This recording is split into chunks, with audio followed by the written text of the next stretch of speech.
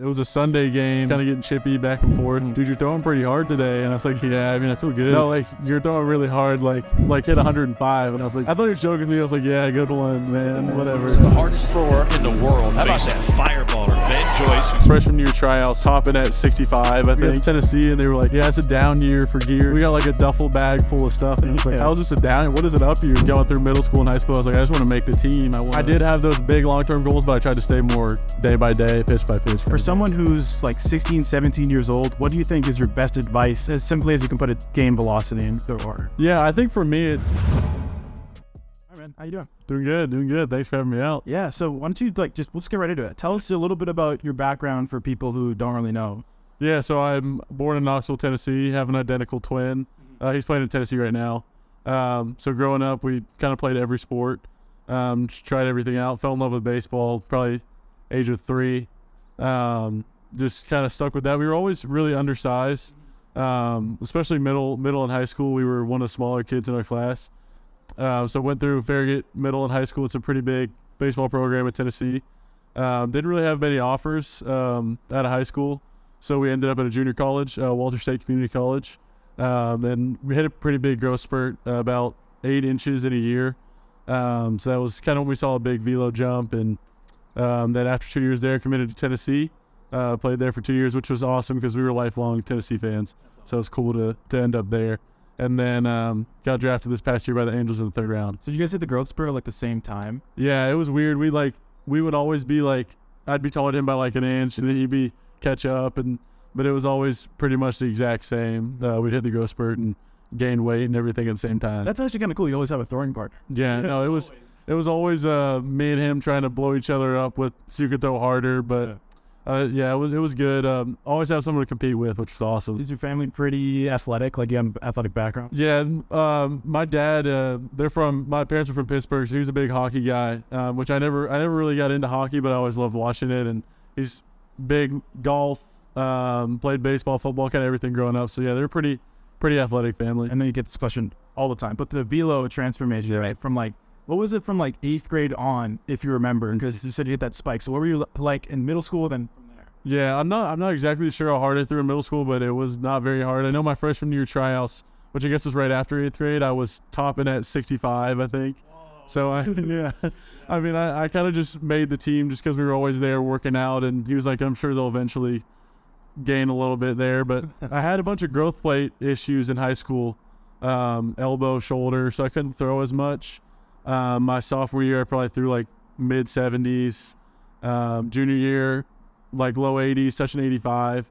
And then that's when I hit a little growth spurt there. Going into my senior year, I threw, I want to say like 90 my senior year.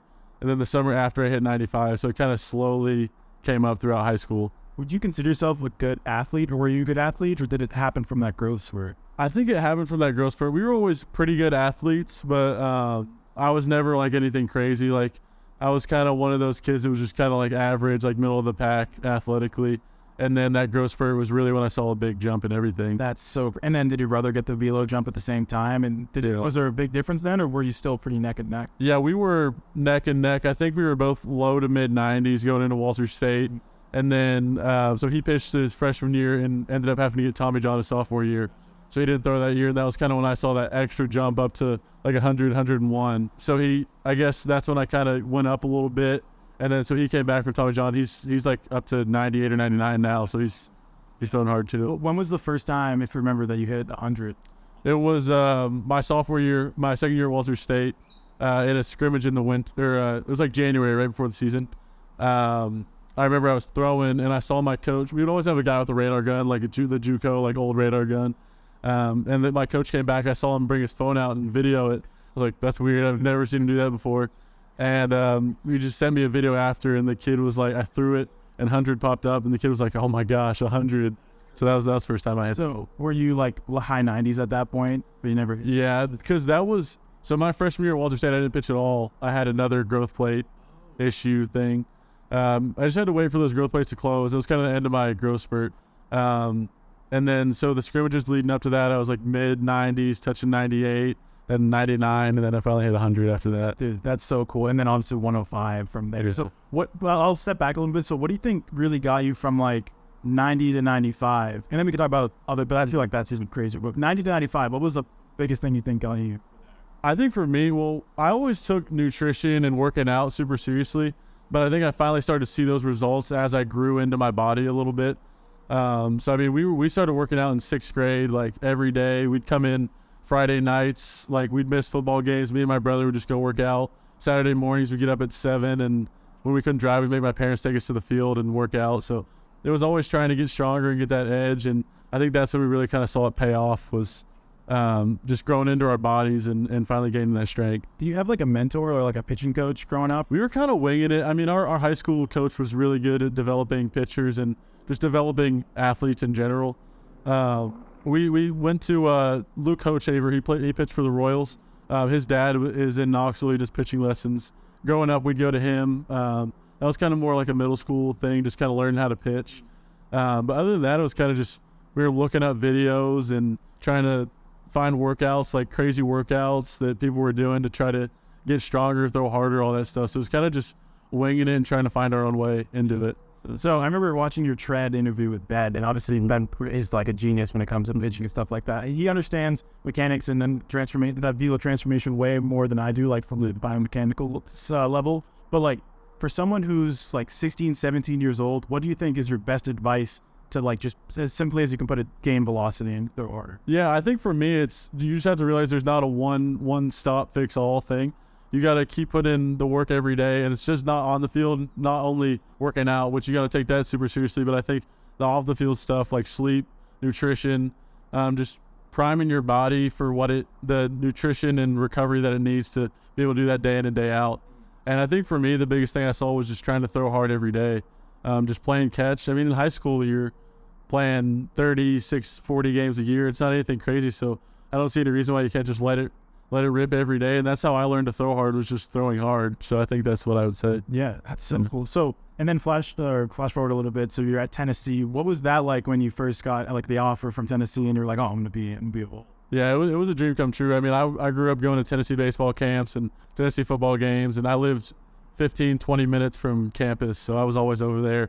And then seeing Coach Vitello come there and change the program was really cool to see, and I just fell in love with the coaching staff, the atmosphere, just everything they were building there. So that was a dream come true to see that. How many years were you there? 2 years. 2 years. Yeah. So what was the difference you think from year 1 to year 2? Because year 2 was obviously was historic. So what do you think you saw? Well, year 1 for me, so our first inter squad actually was October of my junior year of college.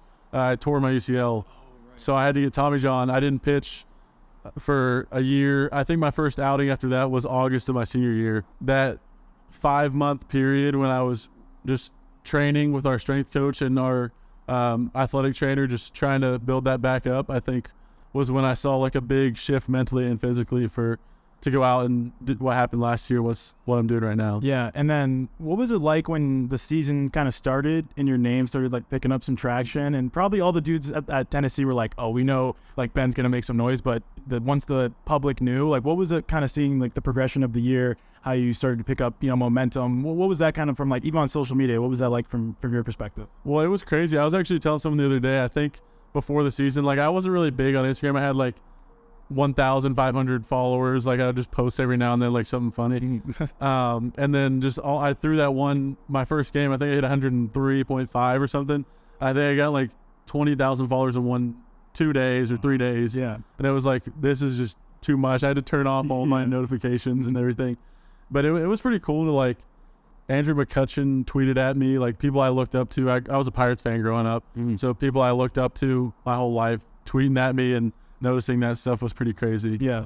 Were you someone who always had like big visions of playing in the MLB, or were you just kind of like taking it a day at a time? I feel like some people are like, they write down their goals, they have like, long-term outlook, or were you just like day by day, or did you have more of a long-term? I think for me, it was more day by day. Like obviously, I mean, if you asked me when I was 5, I was like, I want to play in the MLB. Right. But I think going through middle school and high school, I was like, I just want to make the team. I want to like get better. I want to play more, all this stuff. I want to stay healthy, all that stuff. So I think it started being more of a day by day. Like I just want to get better every day. I want to throw harder, like all that. So I did have those big long-term goals, but I tried to stay more day by day, pitch by pitch kind of. Yeah. What's kind of your like daily routine look like at this point in your career, like in the off season? What do you do? Or I guess it's season now, but what are you doing in the off season versus in season? Yeah, and the off season I would, wake up around 7:38. I would try to eat a big breakfast. I'm trying to gain a little weight in the off season. I think I gained like 5 pounds right at like 232-ish what I ended at. So try to eat a big breakfast, go in and train. A lot of mobility has been big for me. I got a huge mobility routine that I started doing every day. Okay. So that was probably about 45 minutes to an hour. Throw, work on my off speed. That was a big thing this off season as well. Try to develop a harder slider. Mm-hmm. So I would do that, and then I'd work out for an hour and a half, 2 hours. And then after that was just all recovery for the rest of the day. Yeah. But I kind of gotten that good routine, and then now that I'm here in spring training, it's show up to the field 7:30, eat breakfast, go through my mobility routine, and then kind of just the same thing I've been doing in the off season. And then every few days I'll throw in a game. So it was good to develop that routine this off season. Yeah. Speaking of velo, you throw pretty hard, right? So what was it like the first time you hit like 105? That was like the one that really made some noise. So what was that like for you? Well, that game, it was a Sunday game. The series was 1-1 against Auburn. It's kind of getting chippy back and forth. I think we were winning 3-1 when I came in. I was like just trying to close out the game, but I was juiced up. Like the crowd was getting into it. And I just remember there were some pitches I threw where I could tell the crowd was kind of like, oh, like, and you could hear it like building up. I didn't know until so it was the bottom of the 8th we were hitting, and I was in the dugout just like I had like a towel like sitting on the thing. And Jared Dickey comes up to me. He was like, dude, you're throwing pretty hard today. And I was like, yeah, I feel good. It's warm out. You know what? I don't know. I can't ask for much more. And he was like, no, like, you're throwing really hard. Like, you, like, hit 105. And I was like, I thought he was joking with me. I was like, yeah, good one, man, whatever. And then he was like, no, I'm serious. And I was like, oh. Dude, that's great. Yeah. Did you just light up? Like, was that insane? Yeah.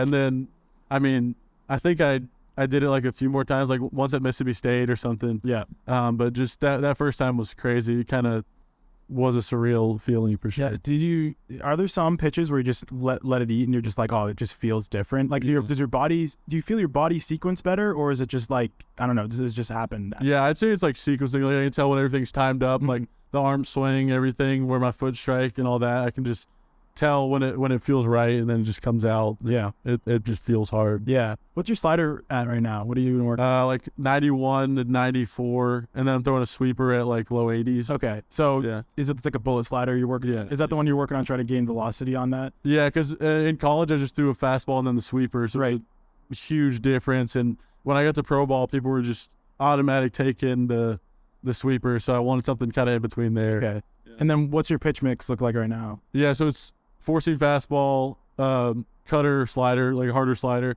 then sweeper, and occasionally I'll throw a splitter, but it's mostly just those first three. So what are the metrics on? Do you like look at TrackMan data a lot and stuff? A little bit, yeah. What are the metrics on your, if you know on the top of your head? Like, I'm not like exactly sure about the fastball, because really all I've been focusing on is that cutter. Right. But the other day I was throwing some at like 93 with like 1 and 8. Okay. Like one vertical and 8 horizontal. So it's still like more of a true slider. Yeah. And then the sweeper's gotten up to like 24 horizontal. Wow, that's more of just like try to land it for a strike pitch. Yeah. All right. I have some questions that I had people on Instagram ask, so I'll start going to those ones. I got so many. Yeah. And like, obviously all of them were like, how do you throw harder? But I'll try to find ones that are more, I don't know, a little deeper than that. Yeah. Someone asked, so I guess you already talked about that. How fast could you throw at 15, which is like 70, right? Yeah, like probably 70. Dude, that's crazy. You yeah. threw 70 at 15 and 105. So that's just like word to people who are like listening or maybe like down on themselves. They're like, oh man, all the people on my team throw 80, but I throw 70. Like, it can happen. I mean, that was me. I was like, everyone's throwing hard, and I'm like, what? Why am I not throwing hard? But then it just kept working, and it came eventually. Yeah. Do you think that you have like a different mindset than most people? Like, do you just work? Like, did you ever get down on yourself for not being the kid who threw super hard? No, I mean, I think for me it was like you said, it was just work. Like I was always trying to, if I threw bad, I was in the weight room. If I threw good, I was in the weight room. It was like I was just trying to get better every day and trying to, I thought eventually it would come if I just kept doing that, and it did. And that's so cool to see your brother too, like doing the same. I remember you guys started that, the program, right? Yeah. Joyce Fuel Company. Yeah. So what was your kind of thought process was that? So I mean, obviously when it kind of blew up with the 105, I was getting DMs and all this stuff like, how do you throw hard? And I was like, why don't I just show people what I do, like make a workout program and see how it goes. So my brother kind of did most of it for me. Like he knew how to do all the website and stuff like that. So we just set it up and kind of saw how it took off, and it was pretty cool. It must have crushed, right? Yeah, it did pretty well, especially at first, like when I was at Tennessee, just like in season, like still throwing hard. That's when I was getting all the questions, like how do you throw hard, like all this stuff. Yeah, I was trying to think. What's like the main, like without giving it away of the program, what's like the philosophy behind it? Is it just like lift heavy weight and throw every day, or is it deeper than that? It's lift heavy weight, but like also moving quick too. Like there's like a sprinting program, cool stuff like that. Because for me, I think that's when I saw the biggest jump, is when I was not only getting stronger but getting faster and like more athletic in general. That's when I saw the biggest jump for me. So it's kind of a mix of like a big like compound lift, like a deadlift and a squat with like all the accessories with it. I don't even know. What do you think gets you to like 106 miles an hour, 107? Like, what do you think you have to do if you could even, do control yourself? What do you think you have to do to get to that? I think for me, just continuing, just throwing off the mount, like getting that sequencing, like getting my body, just any little bit I can get, just in my sequencing and delivery. I think that's what I'll see a little bit. I think for me, like, especially right now, like I can't really get like stronger in season like that. Like I can't just try to deadlift 500 pounds every day, 600 pounds. Right. Like, I think for me, it's just getting that sequencing and just keep moving fast down the mount. Yeah. Maybe I'll see it. I think you will. I mean, it's trending that way, so that's good. Yeah. All right, I'll go find some. Oh, arm care. What is your arm care routine? That's a good question. Yeah. So after I throw, I don't really like to do too heavy the day that I throw. I started getting, I mean, obviously I know this isn't available to everyone, but there's a blood flow restriction on the arms, just so I can do a little more the day that I throw. But for me, I think a big arm care, it's not really arm care, but I like lifting after I throw, just kind of flush everything out and get blood flow to everything in my body. So I'll lift the day after, or the day of, and then the day after I'll hit a big like rotator cuffs. Like I'm big with just the little 5-pound weights, like holding it. Right. A lot of holds with the bands. I'm just trying to strengthen the back of my shoulder, stretch my lats a lot, hang from bars, stuff like that. So where'd you get, do you follow like, is it Javelin Anatomy, or like where'd you get your mobility program from, or like the philosophy from? Honestly, just a bunch of random videos, just trying to like compile what felt good for me. I just tried a bunch of different things. It's like from YouTube or just? Yeah, YouTube, Twitter, like when Bauer started doing his stuff, like stuff like that, just like random videos like that. Like I'd be like, oh, I'll try that and see how it feels. Yeah. Like if it makes my body feel good, I'll keep it. If I don't really feel anything, then I'll just move on to the next thing. That's a good philosophy. Yeah, that's good, because then you really learn your body. So that's cool. Oh, that's a good one. Yeah. So what was your best moment at Tennessee? I think for me, it's probably the SEC championship. Yeah, the whole SEC tournament was fun. I mean, we kept getting rained out, and then we finally played at like 11 o'clock at night one night and beat Vandy. So that was a good one. Yeah. All the regional, super regional atmospheres. Like I know the super regional didn't end the way we wanted to, but the atmosphere was like, you can't ask for anything better than that. It was awesome. Throwing 105 against Auburn was pretty awesome. That was probably something I'll never forget for the rest of my life. What do you think makes like playing in the SEC so different? Like, because it's just a different level of baseball. From your perspective, what is it? Yeah, I just think the lineups 1 through 9, like you're not really gonna get a break. Yeah. Especially as a pitcher, like everyone 1 through 9 can do damage. I mean, our team last year, like whoever was in the 9 spot, like you knew they could get on base. Like 7 spot, 8 spot, they were all getting on base, and it didn't really matter who it was that day if the lineup changed. It's just the depth and just how good the whole lineup is. It's a lot different than any other pitch. Does that just come from like better recruiting, or do you think it's like just more the population down south like favors baseball more? I don't know. Yeah, I think it's kind of a mix of both, because obviously the people baseball down south is amazing. Like you're gonna find good kids in Tennessee, Georgia, Florida, Texas, and then if they're somewhere else, they're gonna get recruited to play in the SEC. So I think either way they're gonna end up in the SEC or ACC anyway. Yeah. So you grew up a Tennessee fan, right? Yeah. So what was it like seeing the progression of that program to now like literally being top 5, top 1 program in the country? Like what was that seeing as you grew up? Well, it was crazy, because we would go to games, even like an SEC series, a weekend like Sunday game, 1-1 series, and there'd be 200 people in the stands. It's crazy. I was like 7 years old, like just happy to be there. And then just throughout middle school and high school, kind of slowly built up a little bit, especially towards the end of my high school. it really built up, and then Coach Vitello got there, and that's when it really kind of blew up, and it was really cool to see, just because obviously being a Tennessee fan, you don't want any of the sports to be known as like bottom of the SEC or anything like that, and then they really turned it around, and now who wouldn't want to play for Vitello at Tennessee? Right, and it's cool seeing the football program going back up, basketball. Like every once I think one sport starts dominating, it seems like kind of lifts the spirit of every sport on the campus. Yeah, I agree. And the new athletic director is awesome. He's just, all the sports are kind of coming together. We all have the same cafeteria now, and you just like see the football players and basketball players. You get to know all of them, and just a good atmosphere to be in. Build a good culture. I feel like that's the biggest thing in college sports. But hey, I'll keep going. There's so many of these. I'll just try to go through the big ones. Oh yeah, what was your decision like playing JUCO and going the JUCO route? That's a big thing. Yeah, I mean, I had like a few D2 schools offer me from around Knoxville, and like I said, I didn't really pitch much in high school, so it was kind of more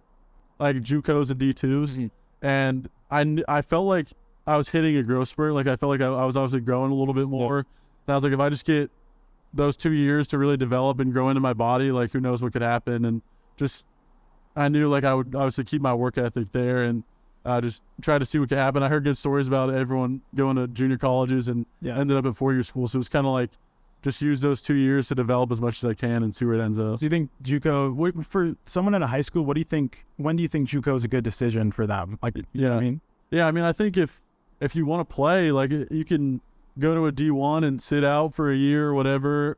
I mean, obviously some people go in and play right away, but if you're like at the point where it's like you got D2 or D3s and JUCOs, like there's nothing wrong with going to JUCO for 2 years and taking those 2 years to develop, and then either way you can go to that Division II that you want to go to, or if you develop it like the way you want to, then end up at a Division I like Tennessee. Yeah, and then people talk about like the JUCO grind and how much different it is. And you obviously went from JUCO to Tennessee, so it's probably a big difference. What was the biggest difference you saw just from a day-to-day from JUCO to Power 5? I mean, I think for me, just one thing that sticks out is I know we got like a practice jersey, shorts. We had to buy our team cleats, and that's about all we got. Like we got a backpack. We had to give it back at the end of the year. Really? That's so funny. Yeah, and then we got to Tennessee, and they were like, yeah, it's a down year for gear because of COVID. We got like a duffel bag full of stuff, and I was like, how is this a down? What is an up year? Like, right? But just stuff like that. Like you're always getting food. There's always someone like there if you need to talk to someone, if you need to see a trainer, if you want to like get an extra workout in, there's always gonna be someone there. Yeah. At JUCO, it's kind of more like what you want to get out of it. Like if you want to get an extra workout, you got to get a membership at a gym somewhere and stuff like that. Do you think that mindset kind of instilled like more of a grinder's mentality when you got to like SEC, Power 5? Yeah, for sure. I mean, I think just like I said, we had to get a membership at a gym and go at like 11 at night. Yeah. I think that just kind of doing that for those 2 years really just made me want to keep grinding, because I saw the results there, and I was like, well, if I keep this up, like who knows what could happen. Yeah. So yeah, I think it really instilled that in me. That's awesome. Oh yeah, how much do you give importance to mobility? That's a good one. So you said your mobility routine is super important. So what do you think? Where'd you kind of get that idea from? I think so. Going into my junior year in college at Tennessee, I had to get Tommy John. All right. And it was really, one big reason was like I had no internal rotation in my shoulder, just getting so tight, because I was just focusing on working out, like getting stronger. I wasn't really like thinking about how if I tightened up, like how that would affect everything. And then so that kind of was like, all right, I need to put as much into mobility as I do into all the other stuff. So that's when I was really like looking for routines and what made my body feel better. And so that was when I kind of realized mobility was almost as important, if not more important, than the lifting and everything else. Right. So what are your lifting metrics right now? Like, do you do the stand, like bench, squat, deadlift, or do you do a little more like pitcher lifting? I still like to do like bench and deadlift and squat. I think for squat, like I usually don't like 1 rep max, usually more like 3 reps, but I probably do like 655 for 3. Yeah. Bench, at Walters, I was bigger into barbell bench. I would get like, I think I got 315 for 2 at Walters. That was when I was like just, and that's not, you're 6'5". Yeah. Like it's harder. Yeah, that's crazy. But now it's more just dumbbell bench. Like I'm trying to stay the barbell bench. And squat, I don't know really, just because at Tennessee we did front squat, but after I got Tommy John, I kind of did belt squat. So yeah, but I mean, I got a lot stronger at Walter State. That's when I was really lifting heavy. So now it's kind of a mix of all lift heavy and then kind of just be more explosive. Yeah, I've seen a lot of the questions we're asking about TJ, because I'm sure a ton of kids are going through Tommy John. It's getting more and more popular. Did you ever get like down on yourself when you had TJ, or just like thought it would never end? And if so, how did you kind of like overcome those mental barriers? Yeah, I mean, I definitely did. It was one of those things, like I felt like I worked all my life to get to Tennessee, and then literally the first inter squad, it was taken away. And especially the first 2 to 3 months when you really can't do anything. I couldn't lift. I couldn't.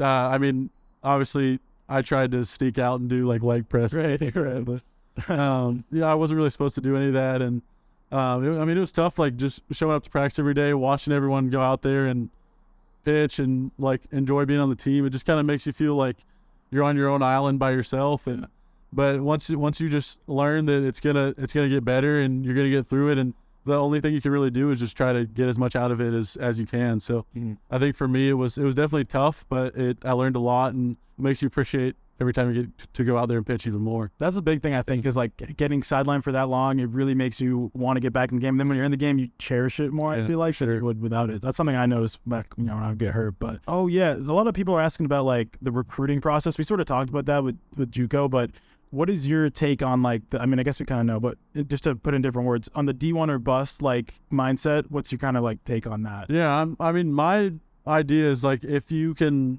go somewhere and pitch, it doesn't really matter what level it's at, because there's guys I'm playing with now in spring training that went to D2s and D3s, and the locker right next to me, he was like the 1,102nd pick in the draft out of a D2, and he'll probably debut this year. So it's like, if you can go somewhere and play and develop, I think that's more important than just saying like, oh, I went to a D1 and didn't play. Yeah, but I agree. Yeah, because development's everything, right? Because we're seeing it more now. It's what's cool with social media, because if you can post your highlights online and pick up traction that way. Yeah. I feel like that has emerged like Tampa, for example, is one of the top D2 programs in the country, and guys are getting seen more and more and getting drafted out of there, which I think is super cool to see. Yeah.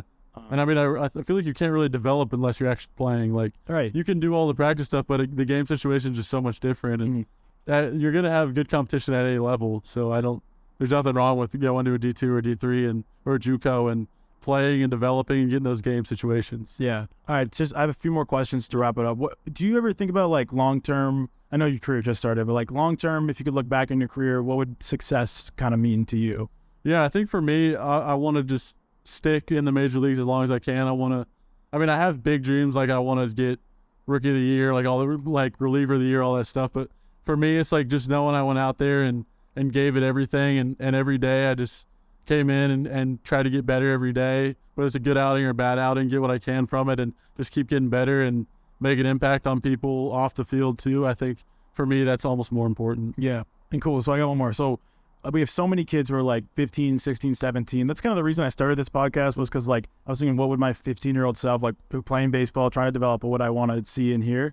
So what's your biggest advice to like a 16-year-old version of yourself? Like, what would you say? Yeah, I think for me at 16, it was almost overwhelming, like seeing all these people getting recruited and all that. But I think you got to love the game. You got to enjoy what you're doing and just try to make the most of every day, and the results will come. I think if you put all your attention to the results, it takes away from the whole process, and that should be the most important part is the process of getting better every day and waking up, going to the field and like building that camaraderie with teammates. I think if you're just focused on, oh, I pitched good or I pitched bad, like you're missing out on so much more. Yeah, trust the process. Yeah. All right, cool. Thanks so much. Yeah. That was great. Yeah. Bye.